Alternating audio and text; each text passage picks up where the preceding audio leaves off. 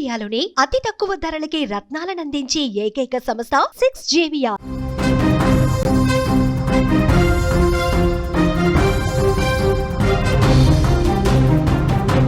ప్రపంచం మొత్తం చెబుతోంది, అయినా పుతిన్ వినటం లేదు. ట్రంప్ అలస్కాకు పిలిపించుకొని మరీ రిక్వెస్ట్ చేశాడు, అయినా పుతిన్ వినట్లేదు. భారత ప్రధాని Modi Shanghai cooperative organisation meeting తర్వాత చైనాలో పుతిన్తో ప్రత్యేకంగా భేటీ అయిన సందర్భంలో కూడా చాలా స్పష్టంగా చెప్పారు, మానవత్వం ఉన్న ప్రతి ఒక్కరూ ఉక్రెయిన్ రష్యా యుద్ధం ఆగిపోవాలని కోరుకుంటున్నారని. అయినా పుతిన్ వినట్లేదు. పుతిన్ పట్టిన మొండి పట్టు ఉక్రెయిన్ని వణికిస్తోంది. ఇంకా చెప్పాలంటే ఉక్రెయిన్కి తీవ్రమైన నష్టాన్ని కలిగిస్తోంది. ఎప్పుడైతే ఆ ఆపరేషన్ స్పైడర్ వెబ్ జరిగిందో అప్పటి నుంచి ఇప్పటి వరకు ఉక్రెయిన్పై వరుస దాడులు చేస్తూనే వస్తోంది రష్యా. తాజాగా మరొకసారి క్షిపణి దాడులకు పాల్పడింది. దాదాపు 500కు పైగా మానవరహిత విమానాలతో ఉక్రెయిన్ని అల్లాడించింది రష్యా. మామూలుగా కాదు, ఉక్రెయిన్లో బాంబుల మోత మోగింది, ఉక్రెయిన్ని వణికించేసింది ఈ దాడి. 24 క్షిపణులతో ఎడతెరిపి లేని దాడి చేసింది. ఉక్రెయిన్లో అసలు వణుకు పుట్టించే విధంగా రష్యా అసలు దాడుల విషయంలో వెనక్కి తగ్గడం లేదు. పుతిన్ ఉక్రెయిన్పై దాడిని సమర్థించుకుంటూనే వస్తున్నారు.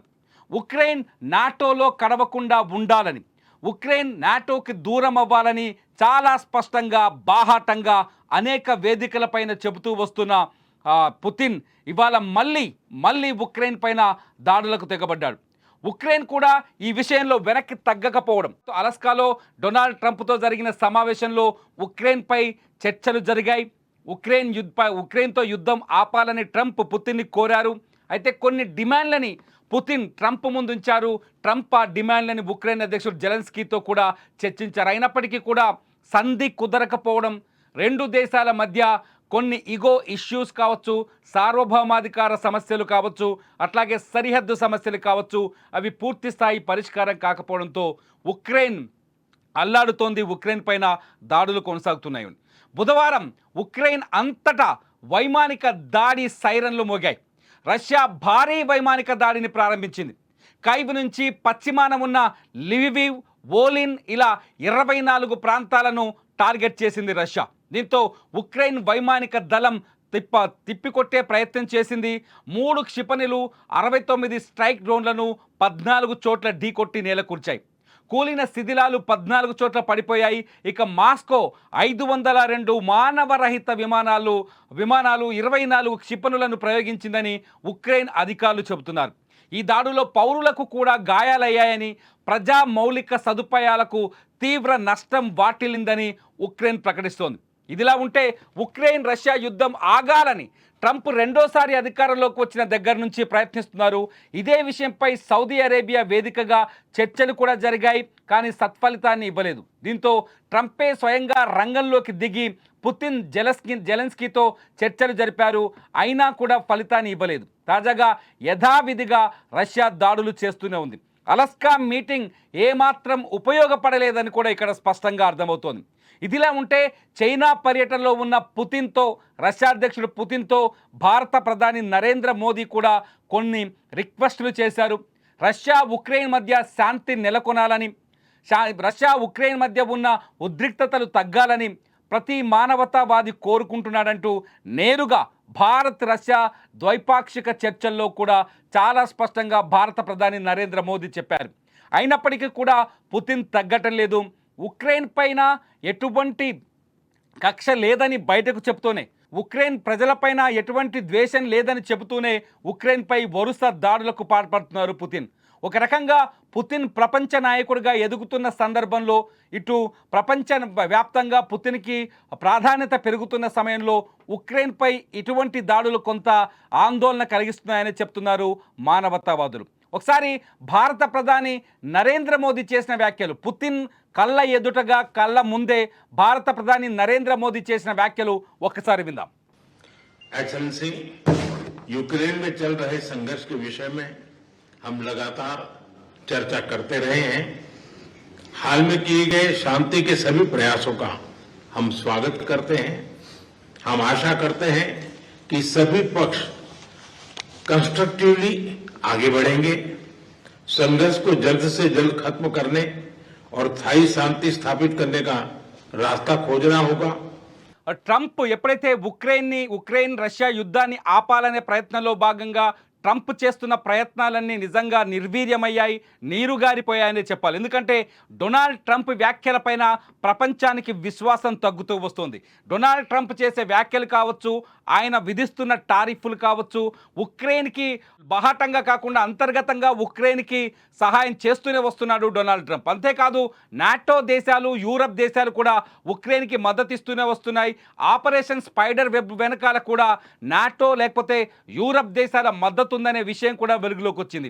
ఎప్పుడైతే ఉక్రెయిన్ ఆపరేషన్ స్పైడర్ వెబ్ని చేసిందో అప్పుడు యూరప్ దేశాలన్నీ ఉక్రెయిన్ని సమర్థించాయి తీవ్రంగా.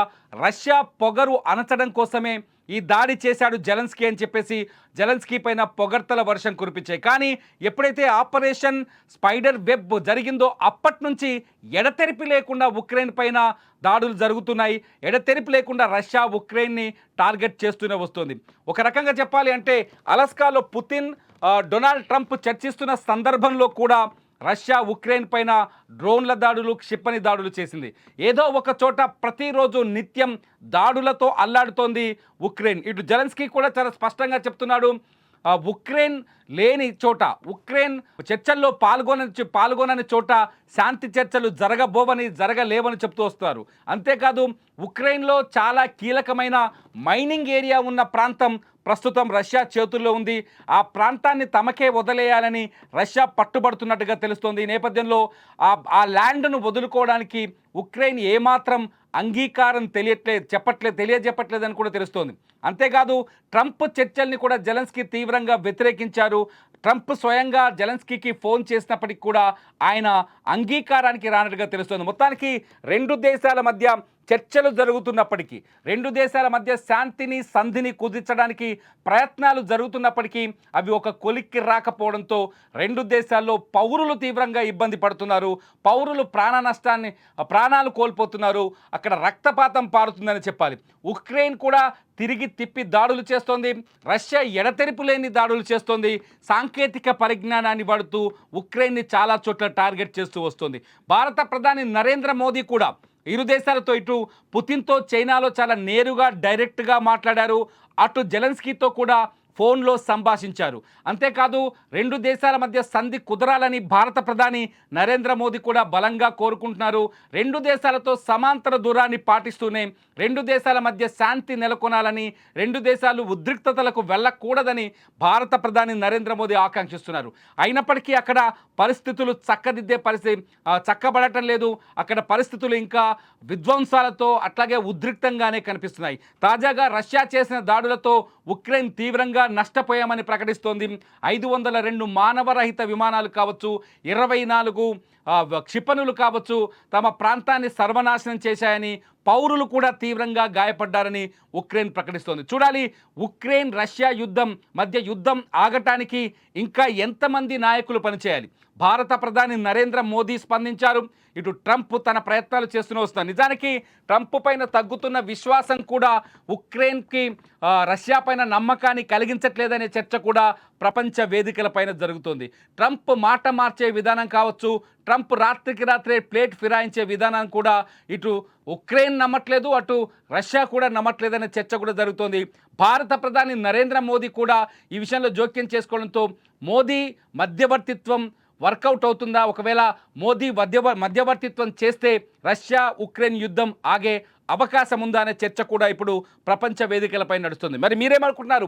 భారత ప్రధాని నరేంద్ర మోదీ మధ్యవర్తిత్వం వహిస్తే కానీ, భారత ప్రధాని నరేంద్ర మోదీ ఇరు దేశాల అధ్యక్షులతో మాట్లాడితే రష్యా ఉక్రెయిన్ యుద్ధం ఆగుతుందని మీరు భావిస్తున్నారా? మీ అభిప్రాయాన్ని ఈ వీడియో కింద కామెంట్ చేయండి. అప్డేట్స్ కోసం చూస్తూనే ఉండండి Suman TV digital live, Suman TV live.